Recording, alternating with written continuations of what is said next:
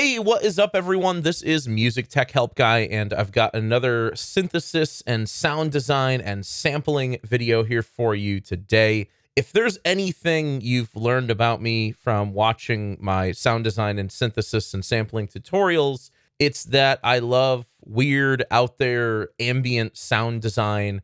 I love randomness in instruments. I love, when I can play a chord and it sounds one way one time, and then I can play it again and it sounds completely different. So in this video, I want to talk about plucks and creating sort of these random plucky sounds. I'm calling it like a particle effect is what I like to call it, but it just sounds like random plucks, and there's no rhyme or reason to it. It's not like it's synced up to the bar or the beat or the rhythm of your song. It's more of a textural thing. So let me give you a quick idea of what I'm talking about here.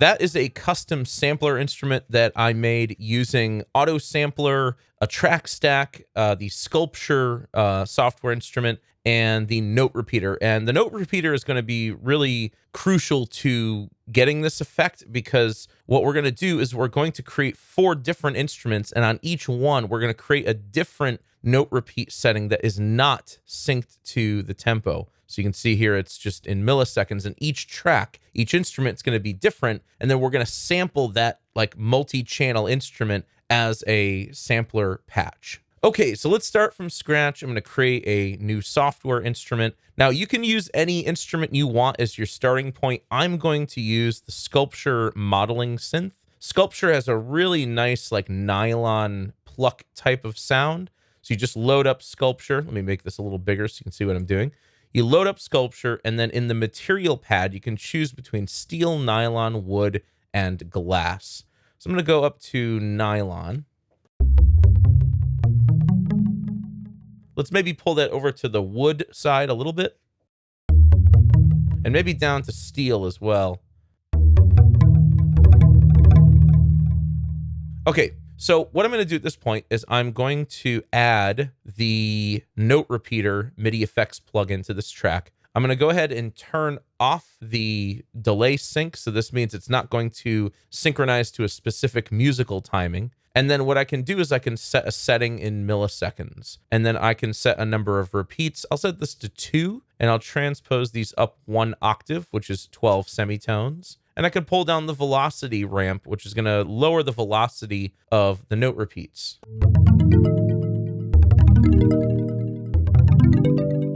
So that's already kind of a cool effect, but I want to take this to a completely different level. So let's duplicate this track. And on the second one, I'm going to decrease the delay time a little bit. Let's duplicate it again. And on this one, we're going to increase the delay time a bit.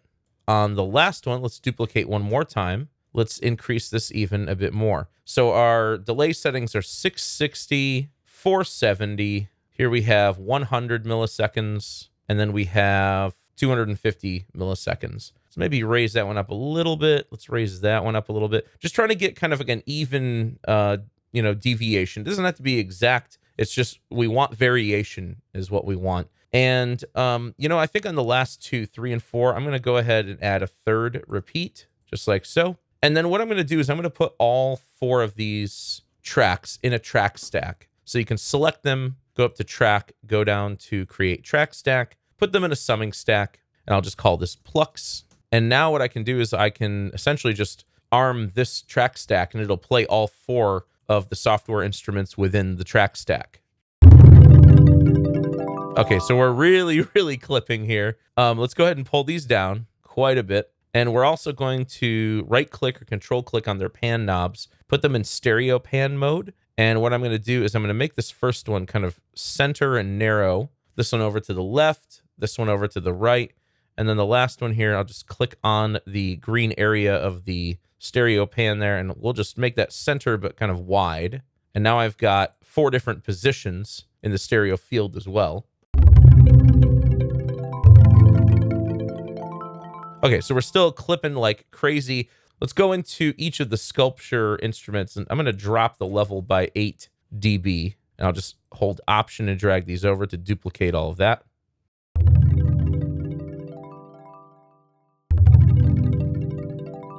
Now, some of these are still clipping. That's okay. And what we can even do if you want, you can like change up the material pad if you want some of these to be a little bit different. Again, this is all about variation. It's all about creating some different tones. So let's change it up a little bit. These ones that are clipping, I'll pull them down a little bit.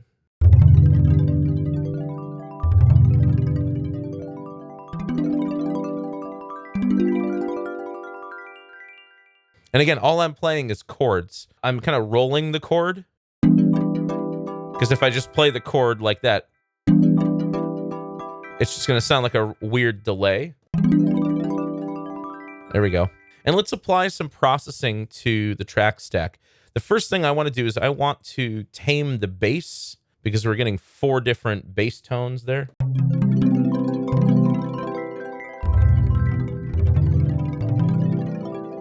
So I'm going to tame the bass a little bit. Let's tame the top end as well.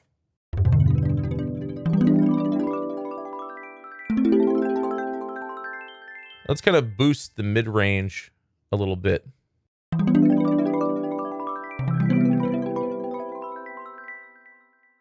Let's add some reverb to this. I am going to use a third-party reverb from Native Instruments called Raum.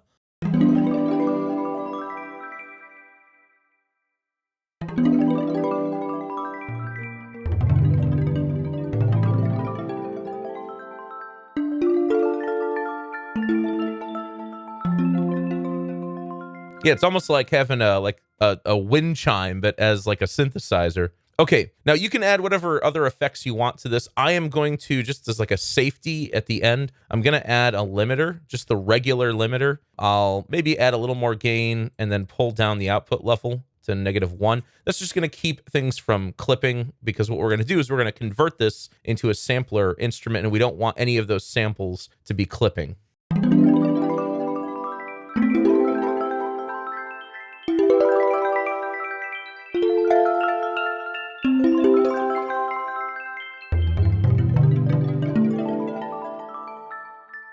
Okay, cool. So you can go ham with this. You can do whatever you want in terms of, like whatever you want here in terms of effects to sort of customize the sound design. Now you can save this track stack as a library preset and just use it as is if you prefer. But if you want to convert this into a sampler instrument, you're going to load up Auto Sampler. It's under Utilities, and you're going to put this at the end of your effects chain. And as I've demonstrated in other videos, the auto sampler will sample whatever track it's on and turn it into a custom sampler instrument. So you can set a note start and end range. You can set how many, like the interval that you want the sounds to be sampled, the keys to be sampled. I'm going to go ahead and leave this on 6 semitones, but if you want a little higher fidelity, you could pull this down. If you want a little, lower fidelity, you could pull this up. Basically, the more samples you make, the higher the fidelity is going to be, but also the larger the instrument's going to be, the more space it's going to take up on your hard drive. Now you can set a sustain, you can set an auto loop if you want, you can set velocity layers. I'm going to go ahead and set just 2 velocity layers here.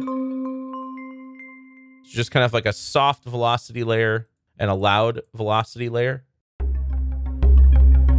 because there is a bit of velocity control with those sculpture instruments. And then what I'm going to do is just click sample, and you can give this a name. Now I already have one called particles, so I'll call this particles V2. Click start, and it's going to sample the instrument. It's just going to play each note and record a sample. So those are 2 different velocity layers for that sample, and it's printing all of the effects on the track stack into these samples as well. So it says we have about 5 minutes remaining, so I will do the rest of this off screen, and I'll be right back.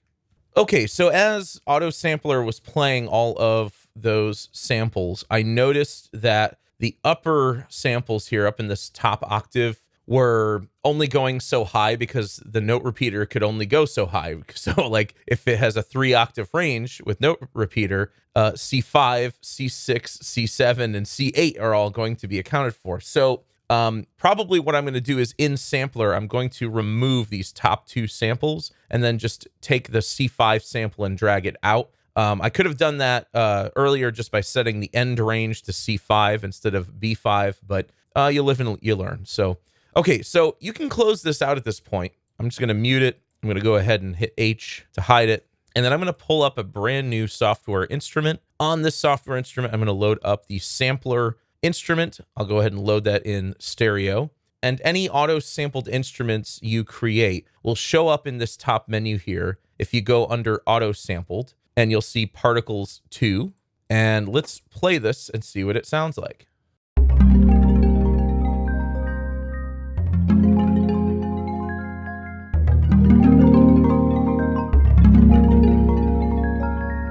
Yeah, it's very cool sounding. First and foremost, we're clipping. So let's pull down the volume a little bit, the master volume a little bit. Let's also pull out the release time on envelope 1 a little bit. This is tied to amplitude or amplifier. So this will sort of let the notes ring a little bit after I release the keys.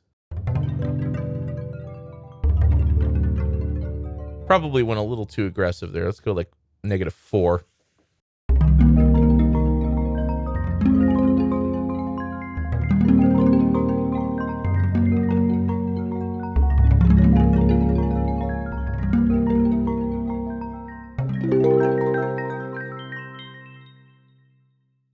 Okay, so let's go into the mapping and zone parameters here. You can see all of the samples here. You can see the upper velocity along with the lower velocity.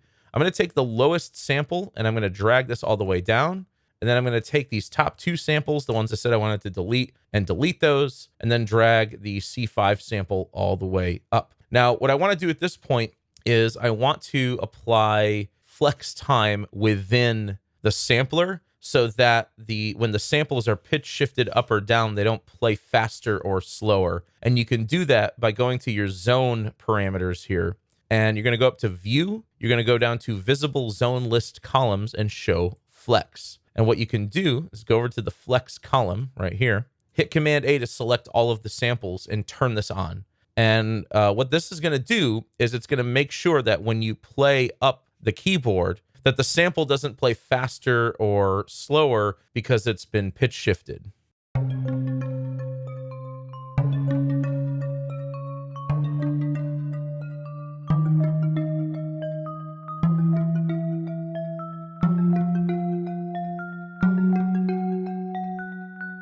So every single sample, regardless of how high or how low it is going to play at that same pace. Now, you can totally make the creative decision to keep this off if you want a little more variety, but I'm going to go ahead and turn this on for this.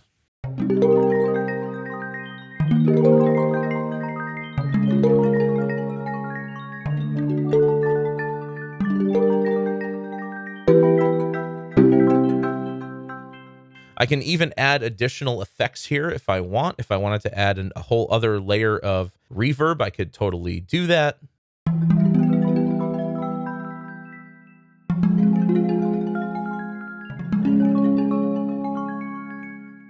You can add any effects here that you like, and then you can save this patch as a user channel strip setting by selecting the track, going down to Save, and then giving it a name. I'll call it Particles. And then anytime I want to recall that patch, I just create a new software instrument, go to User Patches, and there it is. It loads up any effects that are on the channel, and it also loads up the sampler instrument.